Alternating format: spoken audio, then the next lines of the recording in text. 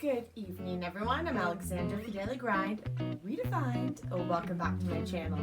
So tonight I'm going to be talking again about the Golden State Killer case, and some of you have asked some very, very good questions that I think would be of interest to my viewers and anyone interested in the Golden State Killer case. So I want to share those with you, and my hope is that I can keep this Q&A session going on a weekly basis. So if you have questions, want me to elaborate on certain subjects, please feel free to contact me and let me know, because I think that would be a very fun interactive experience for all of us. So I'm going to jump right in, and I'm going to talk about two really, really good questions I had and share that with you tonight.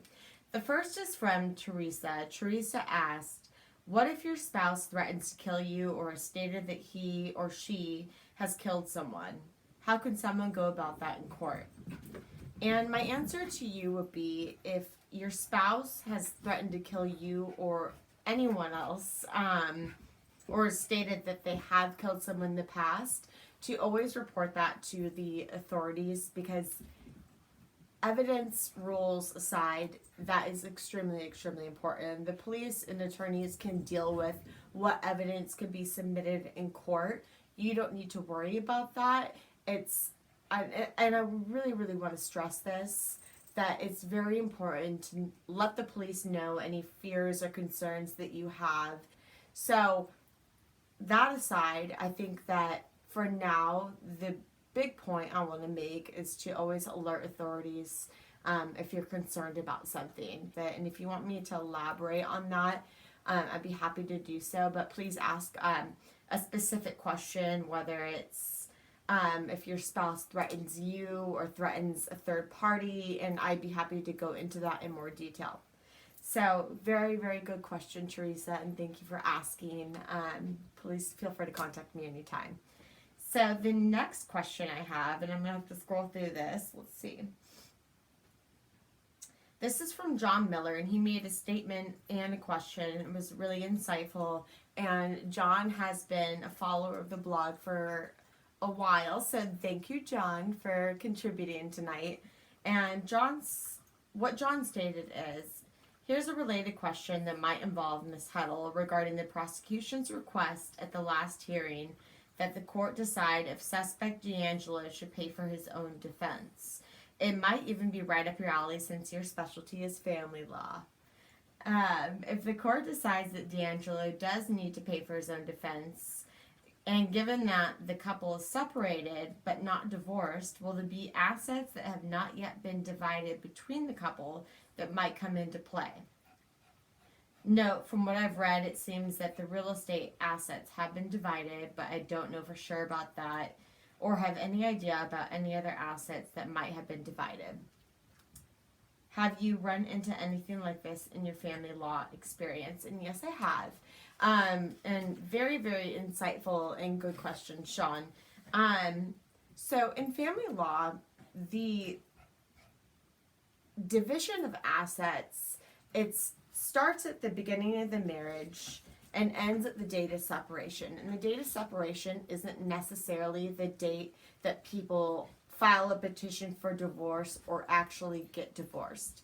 The date of separation is the date of separation. And I'll elaborate on that. And that is when one or both people decide that the marriage is not going to continue, and for all intents and purposes, they, in their mind, are single people. So basically, you're over it, you're done with this relationship, you're done with this person, and you're moving on. And that doesn't take two, it takes one, at least in California.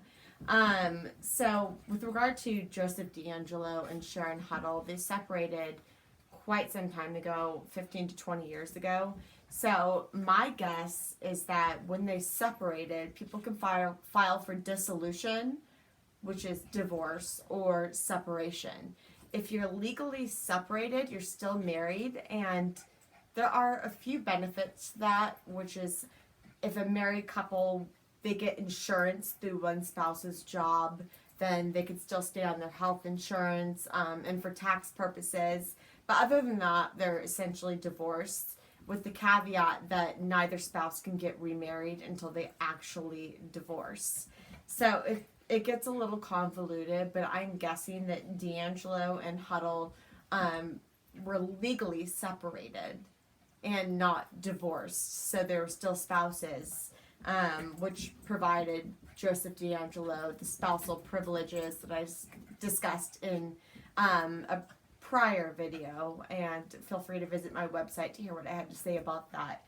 But that being said, with regard to the assets, I think that D'Angelo does not have much claim to the money or property that Sharon Huddle has accumulated throughout the years, 20 years since they separated, because any money that she earned and any property she purchased after the date of separation is going to be her separate property.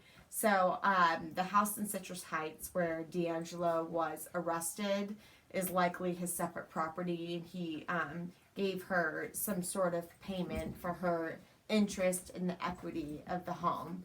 So aside from that, unless there's retirement accounts that haven't been divided, I'm guessing there's not too many assets that need to be divided.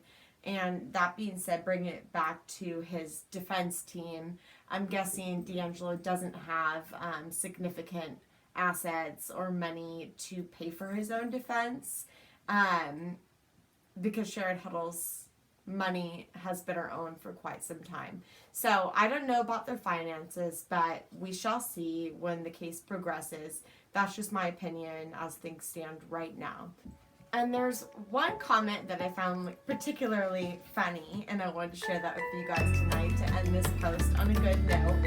And this is from TJ. TJ said, "No one marries a lawyer unless they're guilty of something." And I need to speak to my husband about this because he must be guilty of something, and he's in big trouble. All right, everyone. Thank you so much for tuning in, and I will be back with you soon.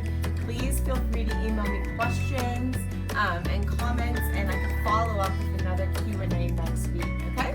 All right, everyone, have a